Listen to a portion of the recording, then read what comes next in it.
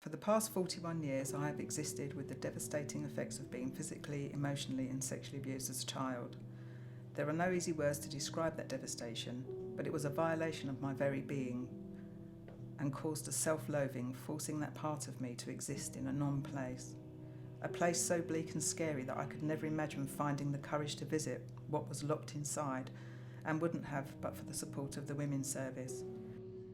It's very important that we talk with each other, that we support each other, we arrive at best practice, and we think through concerns about mental health in the light of what's happening in society. We know it's an issue and we're not addressing it. And it's been fantastic. The day has been so full of energy. What's been fascinating to me is we have a 220-seat room and we've had to turn people away. The Women's Service is a specialist evening service, psychotherapy evening service for survivors of childhood sexual abuse. Well, one of the things is that I wanted to get across to more than just within Oxley's how important the service model is for the Women's Service, which Oxley's developed 20 years ago, nearly 20 years ago. And I think Oxley's are the only trust in the entire country that evolved this model. It came about through a Department of Health initiative in 2000, and I think Oxley's were brave enough to take it on. We found that we were flooded with referrals for psychotherapy for sexually abused women within mental health services, and we have been ever since. It's my huge pleasure to introduce Maggie Shadell to the conference. I could see that I had the opportunity to supervise and conduct a small service with only 7 patients in a group, using trainees in psychotherapy from the University of Kent, and the money from the pilot scheme would go towards providing the supervision. Someone then said, well, there's someone called Maggie Shadell. She runs a women's service in Bromley. You might want to just give her a call. I was at a meeting with her just this morning. So I telephoned and understood that Maggie was looking for the first time for an arts trainee to join the team. And I was invited for a meeting with her, and then I was accepted. And that was back in around 2003. So since then, I worked as a psychotherapist, honorary, working for about 4 or 5 years until I got my qualifications, became registered with the UKCP. And thereafter, I did some supervision for the Women's Service before going on to other projects and other ventures. So I left for about 7, 8 years. I was looking for a placement as part of my integrative arts psychotherapy qualification, and I wanted to work somewhere which had a reputation for clinical excellence and with a dedicated bunch of psychotherapists who I could learn from. And I know the Women's Service had such a reputation, and also worked long term with clients, which I felt was really important to my practice.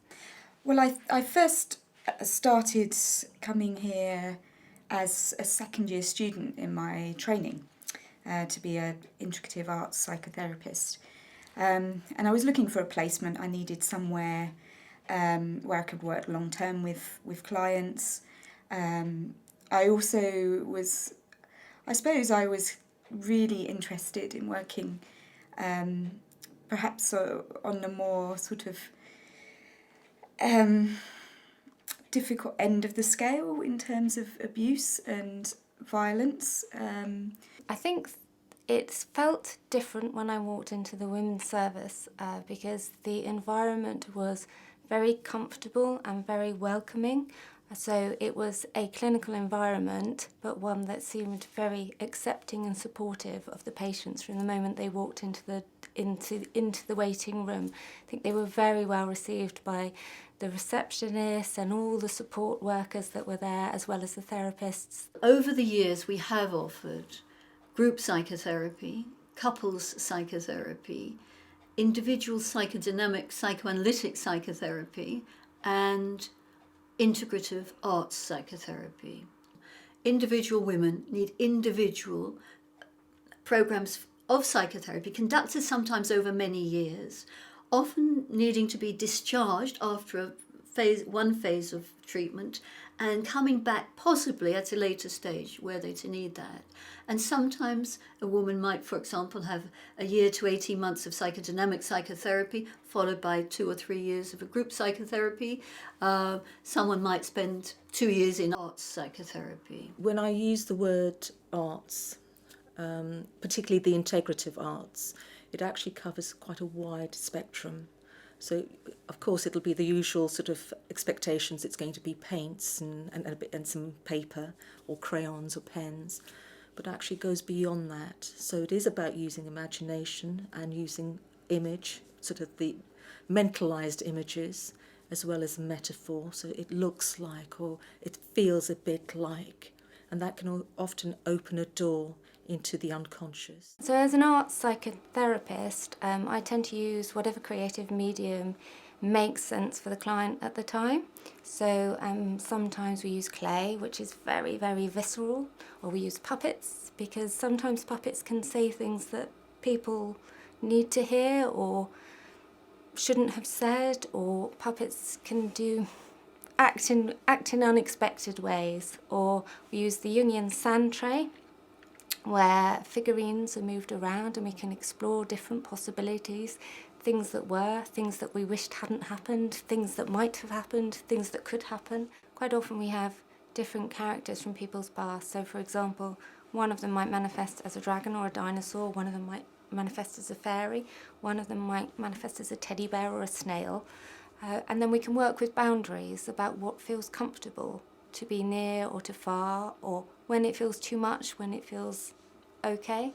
We can work with boundaries in that way. That's quite a useful thing to do. We also work with Russian dolls, because we have the Russian dolls obviously come in many, many layers, and it's interesting to see who can be let in to which layers, and when is it okay to trust, when is it not okay to trust, who can you trust to come into which layer of you do you need to protect the most. Things that survivors of sexual abuse find extraordinarily hard to navigate the boundaries. A lot of these women had never actually shared their stories, apart from their assessment perhaps with Maggie, but never really went through their experiences in terms of family, the abuse itself, and sort of post-trauma. So part of it was to actually build the trust with these individuals. We followed the model offered by Judith Herman. When we first set up the service, the whole team went to meet Judith Herman, whose book Trauma and Recovery formed the basis of how we understood survivors of childhood sexual abuse needed. She's conducted a kind of sister service in New York, although she has lawyers and all sorts of extra resources that we have as yet not been able to achieve. But her model emphasised the need for a phase-oriented psychotherapeutic programme which was bespoke, so that there was no one-size-fits-all. Part of my sort of motivation to work with the arts, with these particular patients, was really from my own experience, in the sense of, in my training, I actually noticed how much could be said through the image and not by words. And often people can relate better because play is one of the key concepts of growing up as a child. And if we can play, so much can emerge from that. We used what they were already doing to help them to express the unbearable, or express the things that they couldn't otherwise express, and take them from a place of extreme suffering to understanding themselves a bit better and being able to head towards a path of healing. Essentially, when we think of psychodynamic, I think of a triangle, that there is the there and then, the here and now, and what's going on in the external world of relationships. And so we try to make links in terms of psychodynamic psychotherapists, try to make links with what is happening in the here and now of a therapeutic relationship, or the here and now of a family relationship, or an ongoing difficulty, with what happened in the there and then.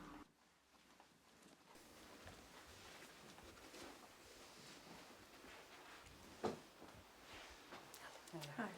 Well, this is our first time meeting. I know that you've met with my colleague, but this is our first chance to get to know each other and for me to learn something of what you're looking for. So, I suppose the reason that I'm here is that I'm having a really difficult time at work,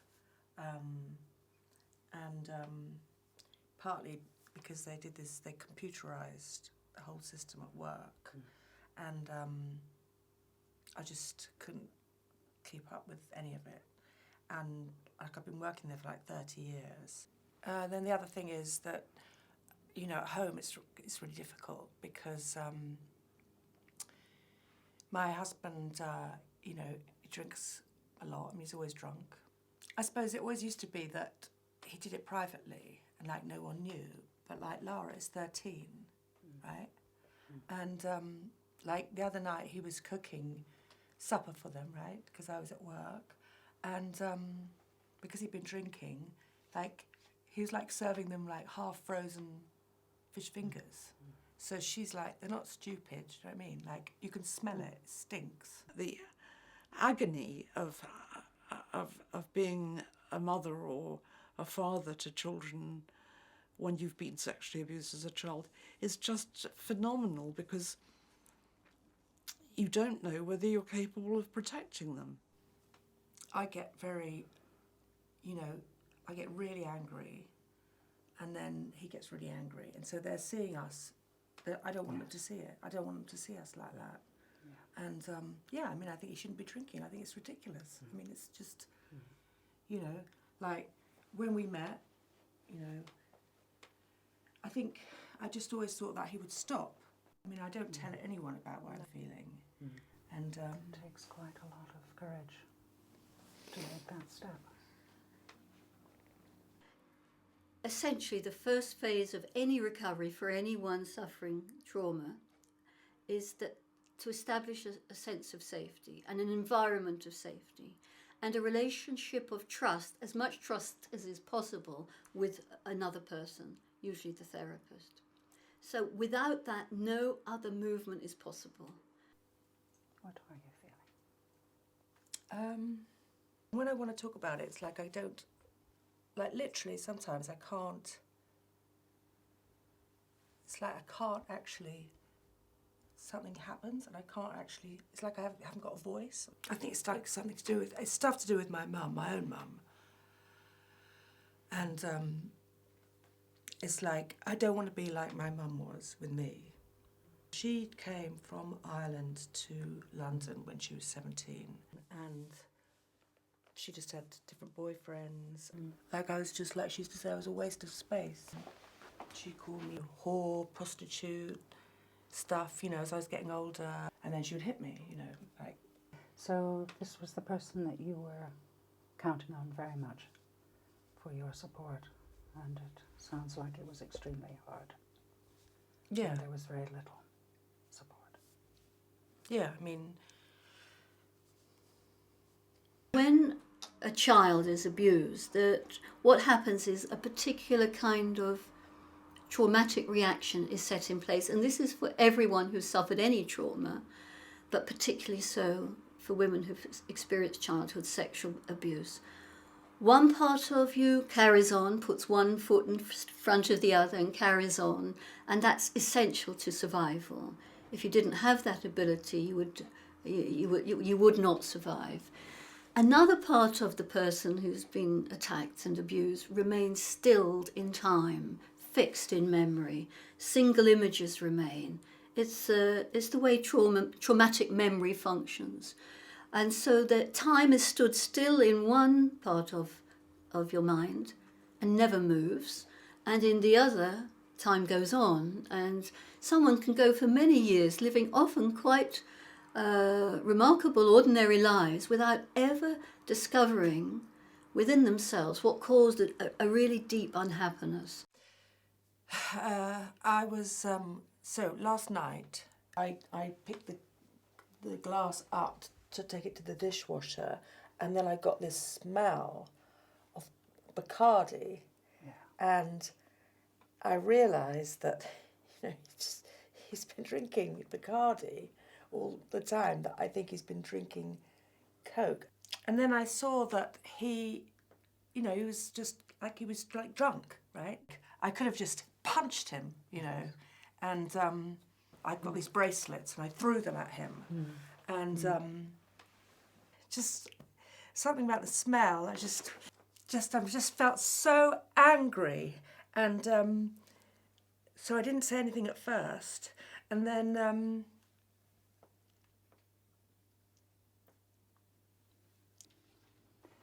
And it had this smell. yeah. I mean, that was the thing. It's like something about the smell of the Bacardi. It's like I remembered that smell. When my mum had, like one of those boyfriends. And I think that, I think that he used to drink it. And it's like disgusting. I felt sick and I felt disgusting. I mean, what I think about now is I feel like I'm like covered in shit. I'm just covered in shit. That's what it makes me think of. Where traumatic memory might flood the person, or they begin to recognise the trigger to flashbacks. So, for example, particular smells or particular sounds or a particular object can evoke catastrophic reaction in a person. He just used to get into bed with me and do stuff, He would like ask me to take my clothes off. I would take my clothes off and he would just do what he wanted to do. That's what used to happen. And then he used to feel like he would have a bottle there and he would be drinking, and he would say, "Did I want to have a drink? That I should have a good time too," and stuff like that. What were you feeling? I was feeling like hoping that I would go away soon, and like nothing. I wasn't feeling anything. And you were 11, 12. Yeah. You were very young. Yeah, and I thought like he was being really friendly, and maybe that was what maybe it was okay. Maybe like he said I looked really nice, and then I like maybe it was nice. I liked that. It was really lots of things about it were quite better than a lot of other stuff. It is tormenting to them that some of the what was abuse felt nice. Some of the stories that the clients hold are so utterly despairing, and the feelings are so desolate. And sometimes I think the clients have lived with these feelings of desolation and desperation for so many years. I was just a little girl, Like, what was he doing to me? And I didn't say anything. I just think, why did he do it? I just think. And you're smiling now as though you have to make it manageable, because it was unbearable. And I also think, like, where was my mum? And did she know? Where was she? I don't know where she was. She was in the house. I don't know where she was. She was in the house. I don't know if she was in the house. I don't know if she was in the house. She was not there where you needed her. And maybe if I hadn't been friendly, and maybe if I hadn't had a drink, then, probably he wouldn't have done it. And I could have probably stopped it. Maybe if I'd have said something, or if I had told my mum or something. I did try to tell her, and then she'd hit me. So I did try to tell her, but then, I don't know, if I'd told somebody, or if I'd just like if I'd stopped him, I could have stopped him probably, and I didn't really do that. Imagine carrying a secret like that on your own for that many years without having another soul that you can share your pain and your hurt and the trauma that you've been through. With your husband, there was a betrayal of that intention that you thought he had to do the right thing, to stop drinking, to drink Coke, not Bacardi. And you've experienced this before, when someone seemed to be nice to you, seemed to be making kind comments and so on, and offering you a drink of Bacardi. And you liked it, and you hoped it was a good, genuine kindness. But at the end it was a really very cruel betrayal again. The middle phase of therapy is the phase that is often referred to as the time of remembrance and mourning, because within the relationship of trust and safety, a patient can begin to come to terms with what's happened, to remember what's possible to be remembered, and to mourn and grieve the life that was lost as a result of this trauma, the life that they never were able to have. Around the age of 8, this person came into our family as a family friend.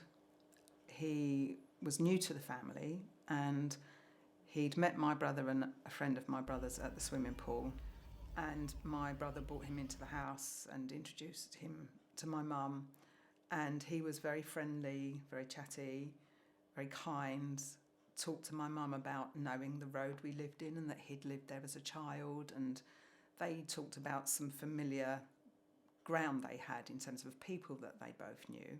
And my parents were struggling to look after all 4 of us, and he was offering to take us out and take us swimming, and we went and did lots of lovely things that you would do with someone who was a fun person to be with, like a lovely uncle or a parent. Then gradually he started to introduce me to his body by walking around in just his underwear when I slept over at his place with my brother, and then eventually asked me if he could touch me, and it went from there into a few years of awful sexual abuse. At the time, I kind of knew was wrong, especially because he said it was a secret, and he also said that if I tell my mum, she wouldn't understand, and if I told anyone else, I'd be taken away from my mum because it's bad. They won't understand. So I felt silenced, that I couldn't tell anyone about it. If patients have been sexually abused, they have been absolutely violated, and they have had their trust and their boundaries demolished. For people to be able to express their feelings and to another human being is the basic key. After Pete had had some support from the women's service as an individual and was asked whether there was anything else that they could do to help, he spoke about our difficulties in our relationship. And so we'd been married about 2 years or 3 years by this point. And so they offered us couples sessions. Several women really enjoyed and appreciated the opportunity to go into a couples service, so that these women would all have had 1 year of, at least 1 year of individual psychotherapy. We then invited their partners or their spouses to have an equivalent year. I then assessed them as couples, and they were then offered a period of couples psychotherapy, and we had some quite interesting results from that. That meant we sometimes took men into the service because they were the spouses of the women already being seen. Part of the process would be helping the partner to see that they were not just there to be terribly helpful to their poor partner who had been abused, but that it was an opportunity for them to explore their feelings about the fact that they were with somebody who had difficulties. I had some good therapy, and then from that amazing work that I benefited from there, both as an individual and with my wife, because we were seen as a couple for quite some time, with an amazing woman who put up with me. I don't kind of know quite why, because I always found it quite difficult sometimes to take it seriously. I found the kind of couple counselling, I think it would be called, a bit of a challenge, and it's not something I would rule out again. I'd certainly go back to it, I think, and it's something that I can see benefiting people who want to work together, particularly where the consequences of what's happened to them is impinging on their relationship, and abuse has many, many ways in which it can harm relationships. Trust being a big one, of course. It's sort of like they're saying, I'm not a horrible person. I don't force her to do things that she doesn't want to do, and yet I'm feeling as though that was really unreasonable to say, can we go out to so-and-so on Tuesday night? And she was saying, that's my yoga night. But something happens that it isn't really about what they're talking about. Something else is going on. And they both feel it, and neither can make any sense of it. But it causes caution, so that you might say, can you say what you feel about what he's just said? Or what do you think of that? And I think that's when I also realised that therapy is not just not just a 6 sessions or sort of in and out and you're cured. It's part of a journey. And it meant that we learned a different way to communicate with each other, and it was really helpful. And we'd tease each other, and if one of us did something that annoyed the other, we'd say, right, we're telling the therapist when we go next week what you said. And so there was a bit of banter around it as well. You can see that that they feel something, and the other one says, you wouldn't want to look at the core of me, it's absolutely disgusting. So I say, now that you've mentioned it, I have to say that I'm quite curious about that. It was hard work, but it was really positive and helpful, and it did lead to me really understanding that I needed help for myself, and Pete needed help for himself. And so it was a journey, it was a process that unfolded and helped us to understand what we needed. In couple therapy, you have to have your moments of laughter as relief, and they will like that. They will laugh and will reflect on it later. It's a good model for them. One of the reasons I think we've been so popular as a training environment and a training service is because although the trainees may not have seen so many patients as others more qualified, they are coming to the work in the context of an intense learning experience in which they are still in therapy 2 or 3 times a week. They are receiving intense levels of supervision, both from within our service and from without. But I guess part of the challenges have been to stay with what the psychotherapist, the trainee, might be experiencing. And if you're doing a significant piece of work, you have become an important individual in that patient's life. You are bearing witness to their experiences. But sometimes it's just a little sentence, I might say something which, the client will interpret in a certain way and really will get into them, and they'll really worry about it and get anxious about it, and then we'll struggle to be able to say. And I think trying to spot those things is the challenge, which is why we need supervision. In the early days of the service, I did a small survey of the impact of the work on the team that we had, and we found somatic problems, sexual problems, intimacy problems with partners, all kinds of reactions that the therapists themselves were noticing affected them above and beyond the limits of their clinical responsibility. I think that there is something about the nature of what we do, of working with trauma, which can be exhausting and can leave you feeling very depleted. So they're the 3 phases, roughly establishing safety and security and trust, Middle phase, remembering and mourning and grieving. That's by far the most difficult time, the most painful time. And finally, to reconnect with the outside world and get on with having a life. We have team meetings where we think about the theoretical aspects of childhood sexual abuse.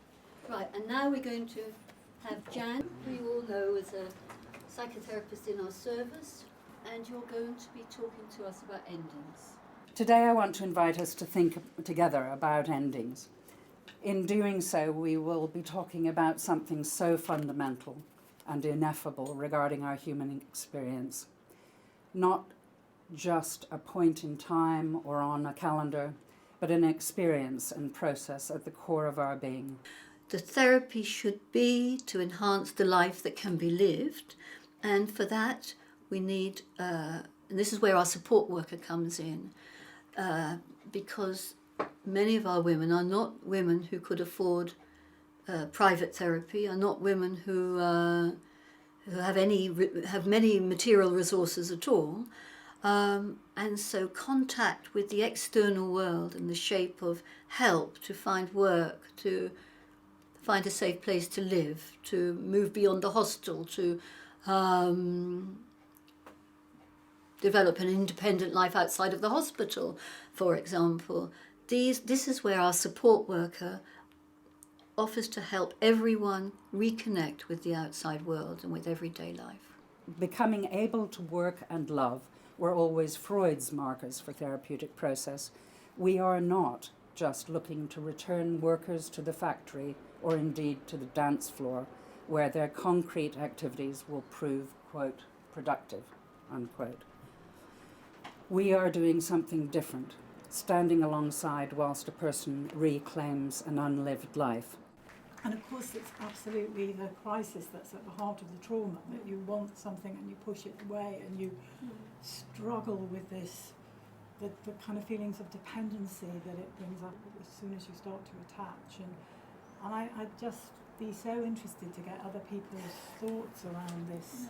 How do we think with patients about those things? Being able to see colours through the eyes of someone who feels colour is so different from looking at colour from a person that just has grey inside or feels grey inside. And in a way, I don't really understand how it works, I just know that it does. Over the 2 years, we discovered that we had significant impact. The audits and evaluations meant that we were able to understand how women would see their GPs less. They would want to reduce the levels of medication because they had evolved other kinds of aims and objectives for their recovery, for their improvement. They were incredibly committed to this form of treatment, and we hardly ever have a woman going into hospital. Far from that, I think in the last 2 decades we have referred almost everybody, and I can think of only one woman for whom that wasn't the case. We've referred everyone back to primary care, back to the GPs. In other words, they don't go on to use other secondary services. As that feeling started to reduce, that negative feeling of so much pain started to reduce, that's when I could start to feel warmth and see colour, and felt the need to photograph every beautiful flower that I passed on holiday, any shots that were about sea and sky where I could just see how incredibly beautiful our world can be, and that was a shift. So it's like that's something else that was lost because I had to reconnect and find that, and that I don't know if that's got a name, but all I can say is that was my experience.